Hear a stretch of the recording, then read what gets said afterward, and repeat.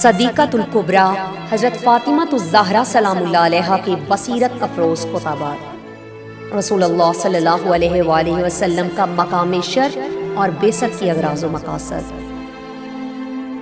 وَأَشْهَدُ أَنَّ أَبِي مُحَمَّدًا عَبْدُهُ وَرَسُولُهُ، be be سیدہ سلام اللہ علیہا نے فرمایا، میں گواہی دیتی ہوں کہ میرے بابا محمد صلی اللہ علیہ وآلہ وسلم اللہ کے بندے اور اس کے رسول ہیں۔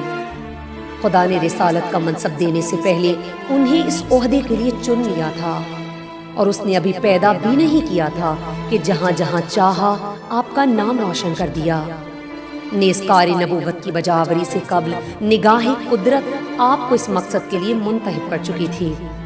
یہ اس دور کی بات ہے جب ساری خلقت نہا خانہ غیب میں پوشیدہ، سب کے سب خوف و دہشت کے پردوں کے پیچھے دبکے ہوئے اور عدم کی آخری حدوں کے بالکل قریب تھے۔ یہ خدا کے علم میں تھا، کیونکہ دشت امکان میں جو بھی ہوتا ہے وہ اس کے انجام پانے سے باخبر ہے۔ اس کی آگاہی صحن کائنات میں رونما ہونے والے ہر واقعے، ہر حادثے اور ہر سرگزشت پر گرفت رکھتی ہے۔ پھر وہ تمام امور کے وقوع پذیر ہونے اور جملہ کاموں کے وقت نامے سے خوب واقف ہے۔ اس نے اپنے پیغمبر کو دین حق کی غرض و غایت پورا کرنے کے لیے بھیجا، اور انسانی معاشرے میں اپنے آئین کو جاری کرنے کے عزم و محکم کے ساتھ نیز طے شدہ قطعی احکام اور ختمی قواعد کو نافذ العمل بنانے کی خاطر مبعوث فرمایا۔ جب آپ صلی اللہ علیہ وآلہ وسلم مبعوث ہوئے تو ملاحظہ فرمایا کہ اقوام عالم دینی اعتبار سے بٹی ہوئی اور بڑے تفرقے کا شکار ہے۔ ان میں سے بعض گروہ تو اپنے آتش قدوں کو سنبھالے بیٹھے ہیں، کچھ جتھے اپنے اپنے بتوں کی پوجا پاٹ میں لگے ہوئے ہیں، فطرت کے قاعدوں اور دماغ کی صلاحیت سے اللہ کو جاننے کے باوجود اس کی بندگی سے انکاری ہیں۔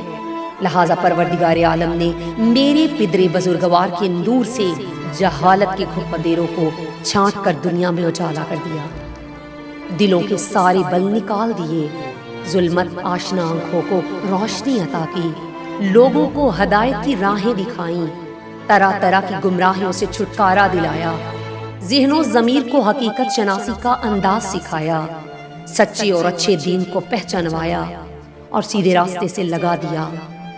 پھر اللہ نے انہیں اپنے پاس بلا لیا، اور اس طرح بلایا کہ وہ خوشی خوشی بصد شوق اور کمال رغبت کے ساتھ آخرت کو دنیا پر ترجیح دیتے ہوئے اپنے رب سے جا ملے۔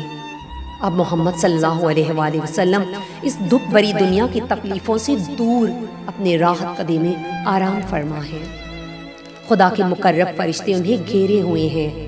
اس بخشنے والے پروردگار کی مرضی شامل حال ہے، اور وہ اپنے قادر مطلق افریدگار کے سایہ رحمت میں آسودہ ہیں۔ خدا کا درود میرے بابا پر، جو اس کے نبی، اس کی وحی کے امین، اس کے برگزیدہ اور ساری خلقت میں سے منتخب کیے ہوئے پسندیدہ بندے تھے۔